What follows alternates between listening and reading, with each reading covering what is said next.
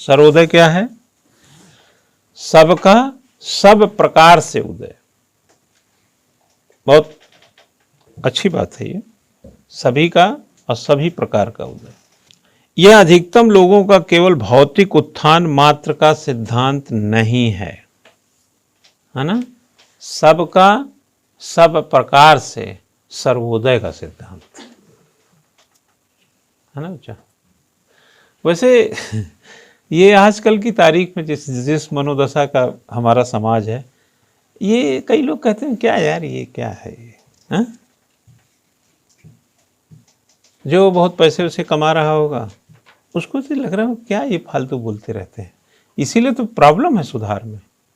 शिक्षा बच्चा जो आचरण से भरी शिक्षा जो होती है, वो आप कितने भी अमीर हो जाएं, आपको राह से इधर उधर नहीं होने दी। भाई अमीर क्या कोई बहुत बड़ी क्वालिफिकेशन है क्या? हाँ, अमीरी अगर बहुत बड़ी क्वालिफिकेशन है तो योगी जी क्या है, मोदी जी क्या है?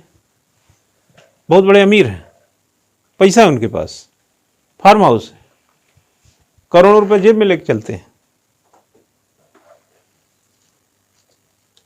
हाँ, अमीरी तो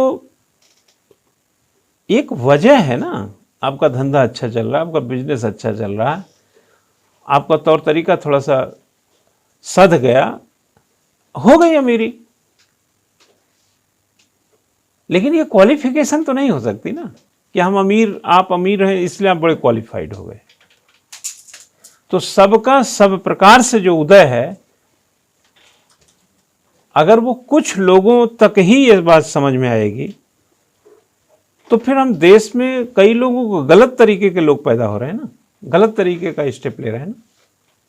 भाई गांधी जी ने आज़ादी, ऐसा तो था नहीं कि गिने चुने लोगों को दिला रहे थे। अगर अंग्रेज इस देश से गया है तो सबको आज़ादी मिली है।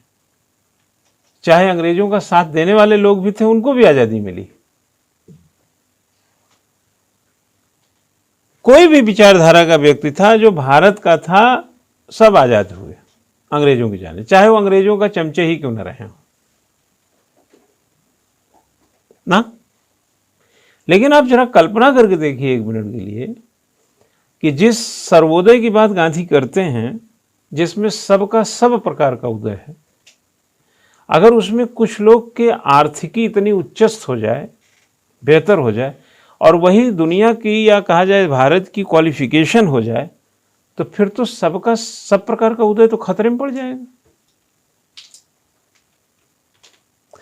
अब ये कैसे सोचें भाई? जैसे माना बहुत पैसा कमाने वाला आदमी इसी शहर में होगा, देहरादून में ही बहुत सारे पैसा बहुत कमाते होंगे, लेकिन अगर उनको कहा जाए कि भाई इस देश में भूखमरी जो है नहीं होनी चाहिए, इस देश में गरीबी जो है वो ठीक नहीं है, आप लोगों को कुछ इस पर सोचना चाहिए, है ना।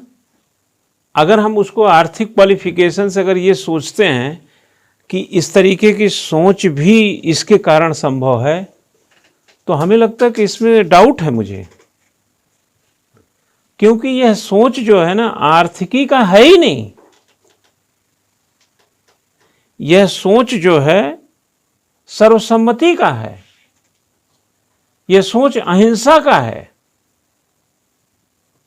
यह सोच मानवतावाद का है, यह सोच अध्यात्म का है, यह सोच समाज का है, समाजवाद का है। अब आप सोचें कि हम उनको सोचवा दें कि आप जो है सर्वोदय सोचें, तो वो क्यों सोचेंगे? सोच सकते हैं जब आचरण दुरुस्त हो। अब हर आचरण वाला व्यक्ति जो सर्वोदय जैसा सोचता है, जरूरी नहीं धनाढ्य बने। क्यों धनाढ्य नहीं बना? तो वो क्या करेगा? विचार ही बांटता रहेगा, बस विचार। अब ये विचार सर्वोदय का आज आपके पास पहुंच गया, जिसका आप नैतिक शास्त्र में इस्तेमाल कर सकते हैं। आपने परीक्षा पास कर लिया, आपका भी काम हो गया। लेकिन सवाल जिसके लिए है वहीं खड़ा रह गया ना भाई। पैसा वाले करेंगे नहीं, आप कर नहीं सकते, फिर जो जिनको जरूरत है उनका काम कैसे होगा? पैसा वाले के पास भी सर्वोदय वाला आचरण कैसे विकसित हो, इसीलिए गांधी जी चाहे इस नजरिए से देखें कि लघु कुटीर की बात इसलिए किए कि इसमें बाजार छोटा रहेगा, पैसा कम लगेगा, ज़रूरत के हिसाब से उनकी इनकम रहेगी, परवरिश हो जाएगी। लेकिन अगर सिलबट्टा ख़त्म करके मिक्सी हम बना देंगे तो सिलबट्टा वाला मिक्सी की दुकान नहीं खोला है, मिक्सी का मैन्युफैक्चर नहीं करता, मिक्सी की फैक्ट्री नहीं लगाया, ये चंद लोगों के पास चला गया और अमीर बन गए और सर्वोदय सिसक सिसक के रह गया। सर्वोदय सिसक रहा है। नहीं तो जिस भारत में हम डंके की चोट पर कई चीजें कहते हैं, काहे भूखमरी और गरीबी के मामले में हमारे मुंह बंद हो जाते हैं।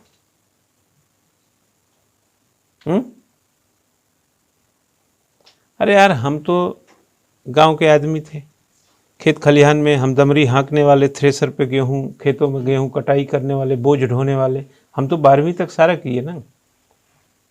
बीएससी करते रहते थे, गेहूं की कटाई हो रही, मजदूर मिलते नहीं है, सबके यहाँ तो कटाई लगी रहती है, तो कहाँ से लाओगे सबके यहाँ से? कोई शहर से तो लाता नहीं था। गेहूं नहीं काटोगे, धूप बहुत है, वहीं चटक करके दाना गिरने लगेगा खेत में। तो सूचना आती थी तो चले जाते थे, 1-2 दिन वहीं चिलचिलाती 45 डिग्री के टेम्परेचर में हम भी हंसिया ले गेहूं काट रहे हैं। तो हमने तो लाइफ की प्रैक्टिकलिटी और वहां के जूझने वाली चीजों से कई चीजें के एथिक्स डेवलप कर लिए होंगे। तो हम कितने भी रईस हो जाएं, कितने भी बड़े हो जाएं, हम सर्वोदय के भाव से समझ सकते हैं। लेकिन जो इससे वंचित है और शिक्षा में भी शामिल नहीं है, तब क्या करेंगे? तो क्यों कहते हैं कि आचरण शास्त्र जरूरी है? क्यों संविधान पढ़ना जरूरी है? हाँ, आपने बीटेक किया, संविधान पढ़ा ही नहीं। किसने कहा था कि बीटेक करने वाले संविधान ना पढ़ें, एमबीबीएस करने वाले संविधान ना पढ़ें? हाँ, आपके पास पैसा था, थर्मामीटर आपने उठा लाए, बुखार हुआ तो आपने थर्मामीटर से नाप लिया, और जरूरत पड़ा तो आप जाकर क्रोसिन खा लिए। मतलब इसका इल्म आपको हो गया कि थर्मामीटर से बुखार नापा जाता है। लेकिन देश की गरीबी कैसे नापेंगे? देश की अमीरी कैसे बढ़ रही है, इसको कैसे देखेंगे? और आपके अंदर किस तरीके की अनैतिकता बढ़ती जा रही है, इसका कौन सा थर्मामीटर है? इसका भी तो मशीन होना चाहिए कि सवेरे उठ के नापे कि मैं कल रात तक कितना अनैतिक था। 24 घंटे में कोई मशीन बताने वाली है? झूठ, मक्कार, चोरी, धोखाधड़ी और सिस्टम जो सरलता के थे वो समाप्त होते चले जाएं, फिर तो दिक्कत बढ़ जाएगी। तो ये कहाँ से सीखेंगे?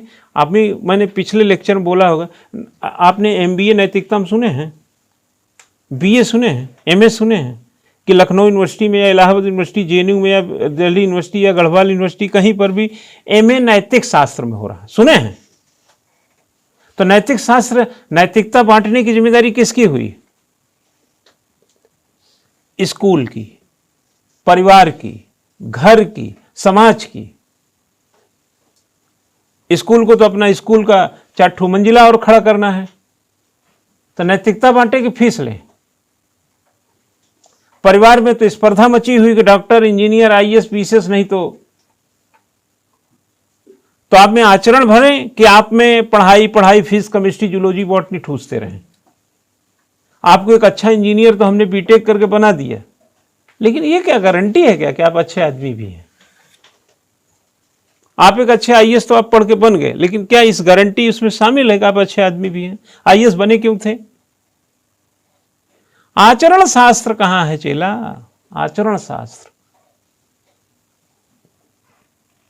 पहले के लोग जो थे वो अपने अस्तित्व के लिए बड़ा संघर्ष था उनके जीवन में। उन संघर्षों में कई लेसन छुपे होते थे जो आचरण को मरने नहीं दिए। आज हमारे जीवन संघर्ष की चीजें कम कर दी गई, कम हो गई, तो लेसन भी खत्म हो गए। तो आप हासिल ज्यादा कर लीजिए, आचरण से कमजोर हो गए।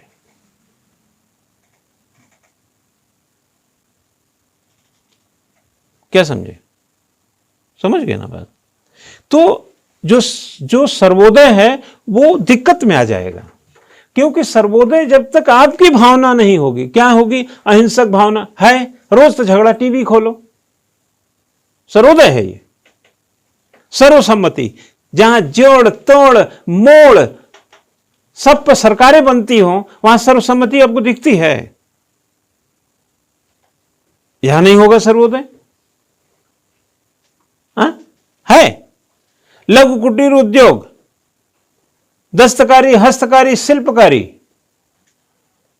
सबके हाथ में कम ज्यादा रोजगार, अचार पापड़ चटनी जो भी बनाते हो है। भुजिया बनाएगा, कौन सा भुजिया बनाने की कंपनी है यार जो अमिताभ बच्चन खाते हैं? बीकानेर की, बीकाजी की। तुम लोग करेक्ट कर दिया करो ना हमें, बीकाजी बोलो, बीकानेर निकल गया यार। बीकाजी की भुजिया खाते हैं वो। बीकाजी के भुजिया हमारे गांव का रघुआ बनाता है क्या?